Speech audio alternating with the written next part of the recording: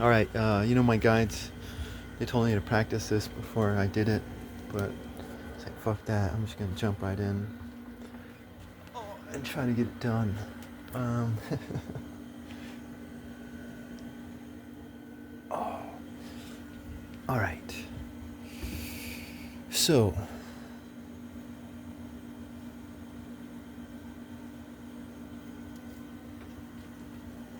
like DNA, right? DNA. Um,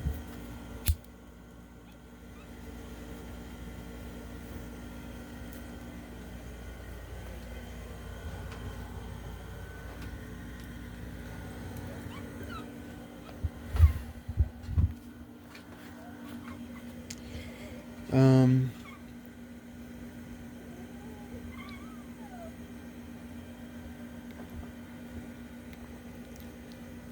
like, I mean, DNA. It's getting crazy. It's getting pretty crazy. Um, like, there was, I think, this Soviet scientist, and he was trying to breed humans with animals, and apparently he didn't succeed. He didn't succeed. Um, but it's like he was trying to do it, like kind of. I think he was trying to inject human sperm into animal, and stuff like that. So it's very crude, from what I heard. Um, but it's like things are not becoming as crude anymore. Maybe this will never happen, and this is only science fiction. But maybe someday we will be able to do that. We'll be able to succeed at doing that, and there'll be humans walking around that have maybe some cat DNA or some donkey DNA or some horse DNA.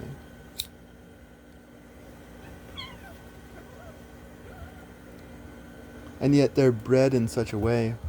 Actually, I mean, you could like expand it to have so many different creatures. And then that would be exciting. But if we just focus on things that have been bred that have human speech, and they have, I mean, they're humanoid creatures, They're humanoid creatures of our creation. I mean, that may be science fiction. Um, it's been apparently tried before, and still probably being tried right now. Maybe it succeeded, and it's already happened where there's humans that have just a bit of other DNA in them. I don't know, but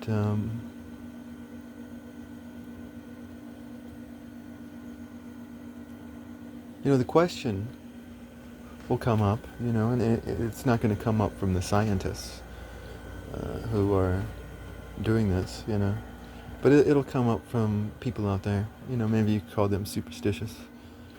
But like the idea is not just religious; it's also philosophic, because it's like, do these creatures have a soul?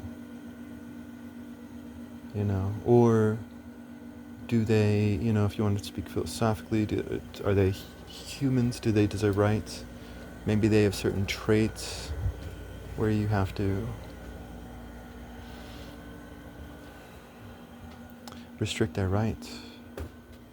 Um, Aggressive traits, or this or that or that, so you have to restrict their access to weapons or something, if they have a certain, like, let's say they have badger DNA in them, and they're just like, so any humans that have any badger DNA, just restrict their access to weapons, um, I don't know, it's interesting, like, do would these creatures have a soul, right? Um, Now, most religious people out there, that's just the facts, um, follow the Abrahamic tradition.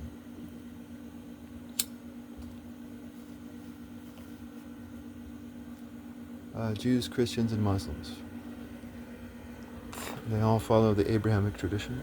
In the Abrahamic tradition, you're made in the image and likeness of God. Um,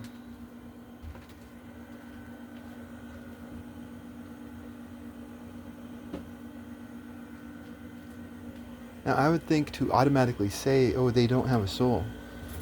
They don't have a soul, then that's it's a very physical thought process. It's a very physical thought process. God created us, and anything we create doesn't have a soul, right? It's very physical thought process.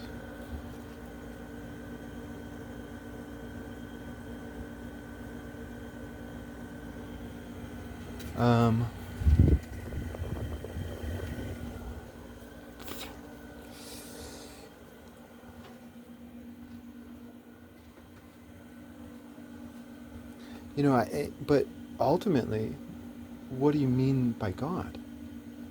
What do you mean by God?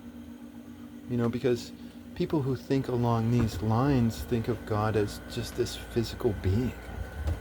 It's just this physical being.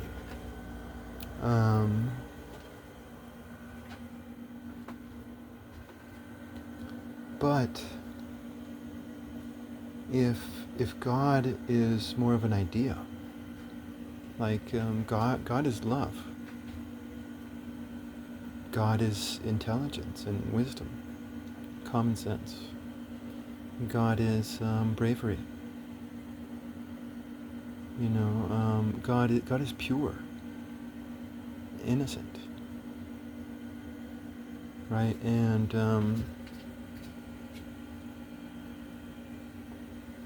it's like you could have someone out there who is pure and innocent, and they could be an infant, they could be an adult, they could be an old age, they could be a male or a female, they could have one skin color or another, they could speak any language. If someone's innocent and they're living an innocent life, their physical being can take on vastly different appearances. An innocent person could be poor and homeless, or rich and wealthy.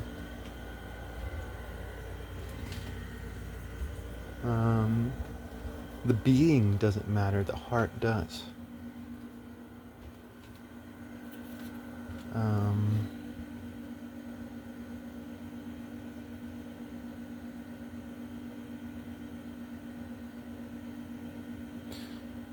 And so if these creatures that we have created are capable of love, then ultimately they've been created in the image of God. If they're capable of wisdom and intelligence and bravery, then I think they would,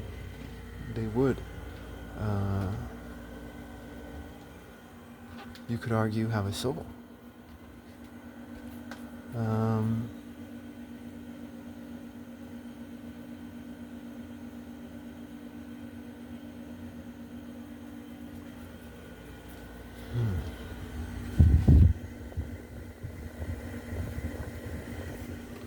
yeah, clothing laws. Okay. It's like this also applies to if you're having a philosophical discussion rather than a legal discussion.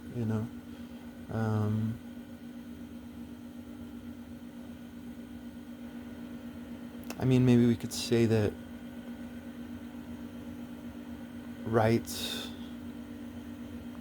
are only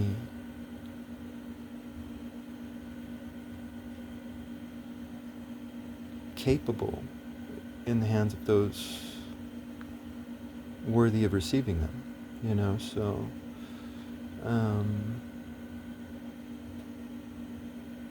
Because I mean, this gets more complicated. It does, because we're talking very generally here.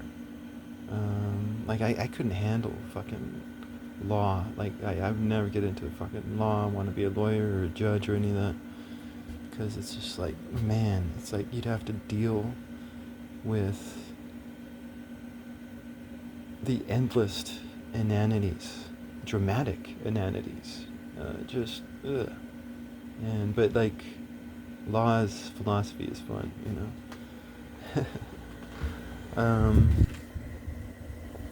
Anyways, so yeah, no, I mean, if you started to think about this in terms of, secular, like what does it mean to be,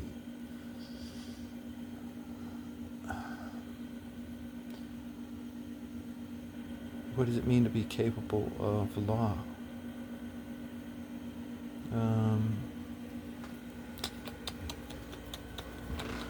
Because, I mean, we could, like, talk about clothing, right? We could talk about clothing, and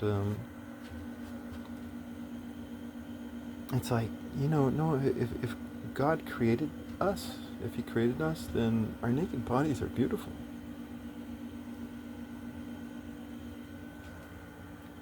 They're fucking beautiful, you know.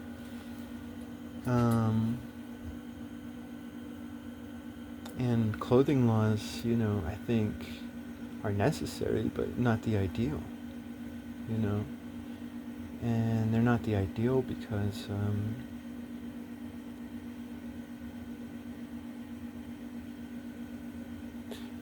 there's just too many creeps out there, shit. We've and we're all creeps. We're all creeps. So we've transgressed the laws of God and turned something pure and beautiful into something dirty and disgusting. So they're not the ideal, but they're necessary, you know. And when thinking about genetically modified humans, it's like, what genetically modified humans are we creating, and what are they, are they capable of, like I said, love and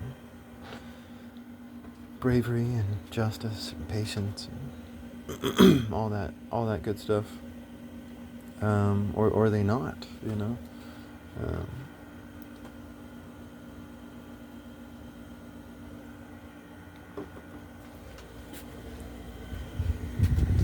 all right. Now, there's the phrase,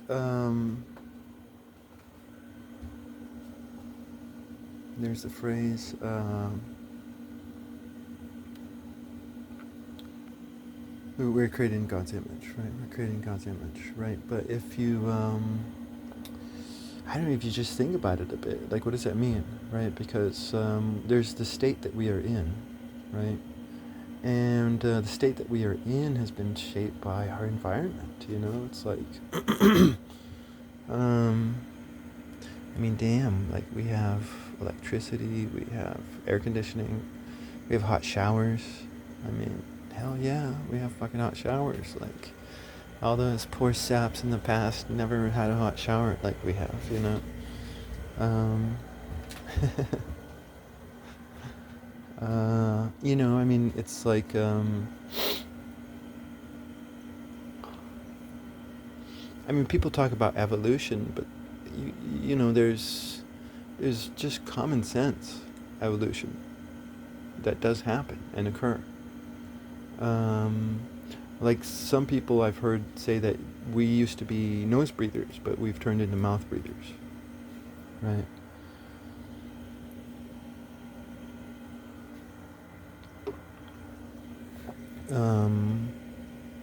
And so it's like, we may be in, like, if we go back, I mean, you go back 1,000 years, and those mofos are going to be in a different state than we are now. If you go back 10,000 years, then they'll be in a different state.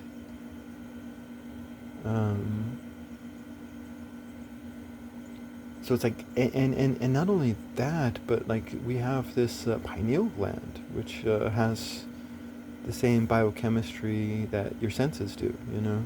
And they say that there's some people who say that it's dormant, that it's not working properly, that it is capable of having telepathic abilities. Um, and so we may have at one point in time, we may have had telepathic abilities. So, if you go back 1,000 years ago or 10,000 years ago and you say made in God's image, it's like that state that they are in is in a different state than we're in right now.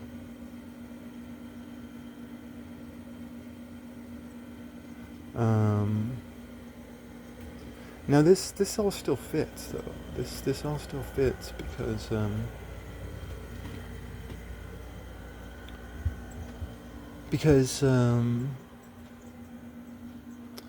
it's like we are what we choose to be, and we are transformative creatures. We are transformative creatures, and we are what we choose to be. And you see that. You see constant transformation amongst the human species.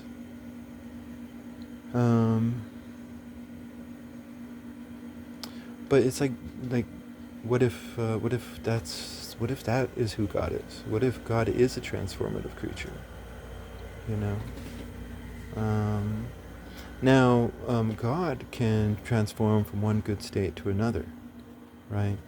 Like, let's say you have someone and they're growing up and they're becoming adults and they're like, what do I want to do in life? And they're like, well, I want to do medicine. And so they do medicine for 10, 20, 30 years, but then all of a sudden they either stop or slow down in the medicine and then they start to devote their time to piano playing. And that's going from one good state to another, you know. Let's say you're living and you're doing, it's meditation time for you. So you're drinking and smoking, and meditation time's always a good state to be in, you know. But another good state to be in is exercise and health. So God can go from one good state to another, an ever transformative being. Pure, he is pure.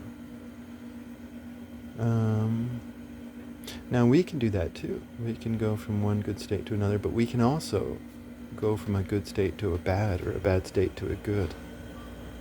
And we can do this several times in one day. Or major changes in our lives. The spiritual battle, the daily spiritual battle.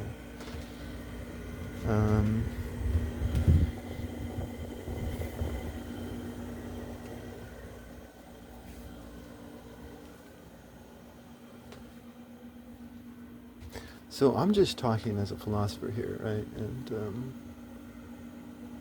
I'm not talking legally, although there's a lot of legal shit happening in this conversation.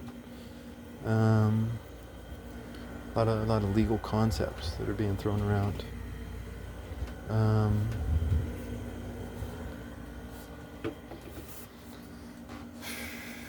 With philosophy, it's the best with philosophy because, like, if you're in math, then there's total accountability. If you're in anything, there's all this accountability. But with philosophers, zero accountability. We're just shooting our mouths off, talking some stupid shit. But I think that's how we can see this genetic modification stuff, though, with humans. It's like not all changes that we have gone through as humans have been good for us.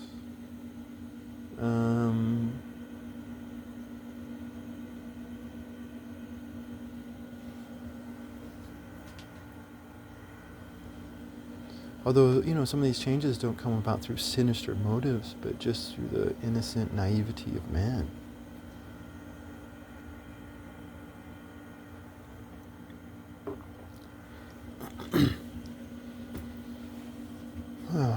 thinking that the difference between an animal and a man is self-awareness, not knowing that self-awareness has levels. You know, but that all being said, you know, I think not all genetic modification is necessarily a good thing. Um, it, it, it, it's like, what is a man? What is a man? Like horrible. Like if you think a man is someone who scores high on the SATs and ACTs, and that's what you want to genetically modify him to be, you know, then are you going to genetically modify out his imagination? You know, because because of these false tests. Um, some genetic modification may be a good thing, you know, and like we're talking very generally here.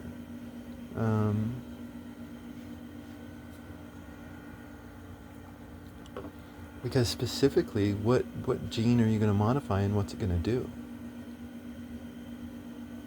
And why are you doing it? You know, but this is our new reality. I think I could be wrong, but I think this is the new reality that we're slowly moving into.